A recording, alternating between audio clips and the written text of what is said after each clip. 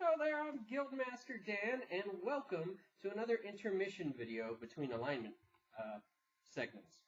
Well, this video is going to be a response to Tetsubo, who issued it's not really a challenge, but essentially he got an idea to do a video based upon what someone else did. It's kind of, chain link YouTuber stuff. But the challenge is, go to a dollar store and spend $10 and see what gaming supplies you can get. Now, I had to cheat a little bit because not all dollar stores are created equal, but I wanted to show you guys something really cool that I learned that you could do with just basic office supplies. Now, first, I got myself a calculator. Very useful for, for your more crunchy games and for when you just don't feel like doing math in your head. Always handy to have around, especially when you're dealing with systems that deal with a lot of bonuses or number crunching. Next, pencils, of course. Mechanical pencils, 0.7 because I prefer thicker lead. Simple, always good for everybody. Next, I got little memo books. Now at a gaming table, I tend to prefer these over full-size notebooks. For one, they take up less space. For two, these are ideal for if you need to pass notes either to players or to the GM. But you can take notes in these. These I feel work better than actual notebooks, unless you're like the group's, appointed chronicler of the adventure. But you can kind of see here, for $1, you can get like a pack of 3 of these. Which I can also attest to you, everything I got here, if you had got the same exact thing at a leading office supply store like Staples or Office Max, because I work at one of the two, I can guarantee you that all this stuff is going to be quite a bit more expensive. Actually, I'll do a running tally as we go through. But after this, we have clipboard. Clipboards are wonderful for games, particularly in that it allows you to keep all like your character sheet and any notes. If you have a full-size notebook, it allows you to keep it all clipped and tidy in one place. But more importantly, it is very useful for when you have a large group in a small space, like either you're in someone's apartment or your group has grown larger than the space that you have to accommodate them.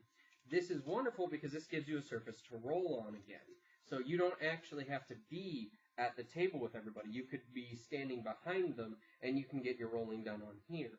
Also, the one that I found actually is pretty nifty in that it has rulers on each side, which can be useful if you are dealing with miniatures and your game master does not use a grid, which it would be my preferred way of doing it, but also works good for miniature games. Can be helpful for other gaming stuff too.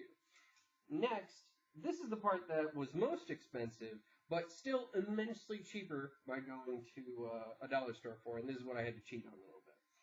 2 1-inch notebooks. Now, why did I get 2 1-inch, or not notebooks, binders? Some people call them notebooks. I never understood why. Now, why did I get 2 1-inch binders? Well, not because I'm going to store things in it, though I can. Something that is very useful, and this is where I cheated a little bit. I had to go to a drugstore because, as I said earlier, not all dollar stores are created equal, and mine did not have any binder clips. Now, I went and picked up some binder clips because I'm going to show you guys something really neat you can do with just a couple of binders. And these binders were real inexpensive. They were $2.25, which that seems like it could be a lot at a dollar store, because it's over $1. But as I said, I worked at an office supply store, and something like this will more often than not run you like $5 a pop. Now, you get 2 of these for $4.50, so $5 for 2, so you're getting half the price. Now you take these, and you take a couple of binder clips, and you position them with one lip over the other, and put a binder clip on each side like so.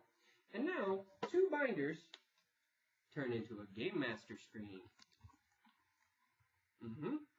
And it's nifty because if you get view binders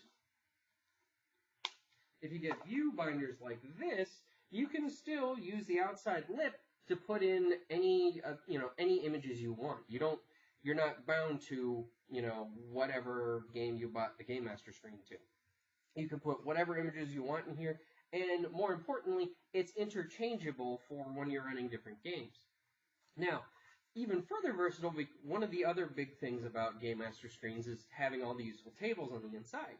Well, the nifty thing about doing a homemade one like this is, for one, you have 3 panels within inner envelopes to print off and put tables. I would recommend using cardstock, just so that way you don't have to do any more like taping or fixing to the inside of this. Cardstock will stay nice and rigid.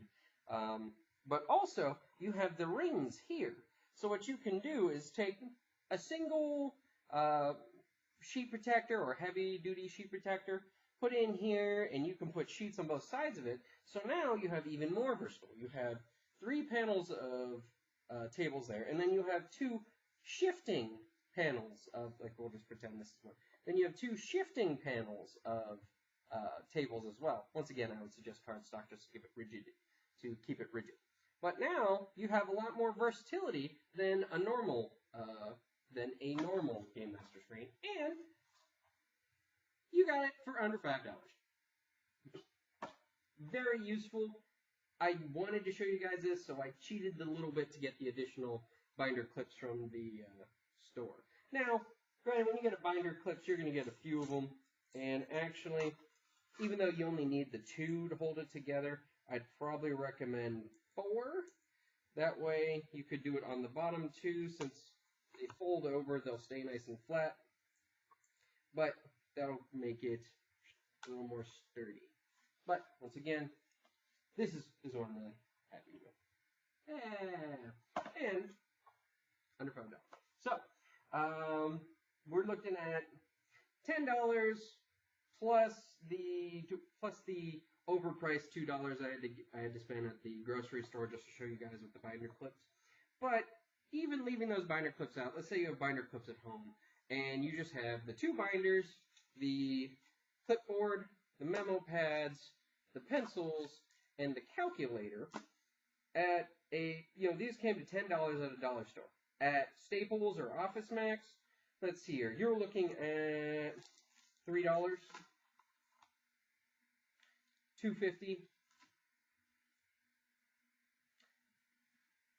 You typically won't find packs as small as 3. You'll typically find like 5s or 6s, and those will be like $5.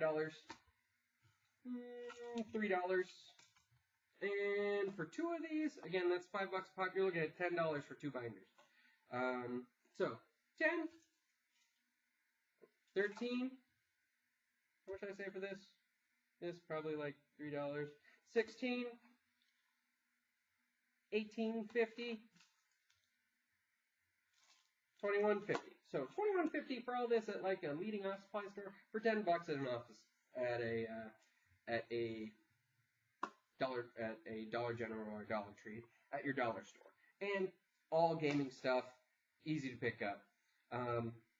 I didn't pick up any dice or miniatures, though there are lots of toys and stuff. In fact, I saw a nice little play set there of dinosaur miniatures for like a little Jurassic Park sort of setup. So there's lots of stuff you can get at a dollar store that can supply your game depending upon your needs. But that's just what I picked up because I want to show you guys. So I'll go ahead and pass it on to the next challenge. Anybody who watches my videos, that's your challenge. Go to a Dollar General, spend $10, and see what gaming supplies you can get, whether they be for players or game masters.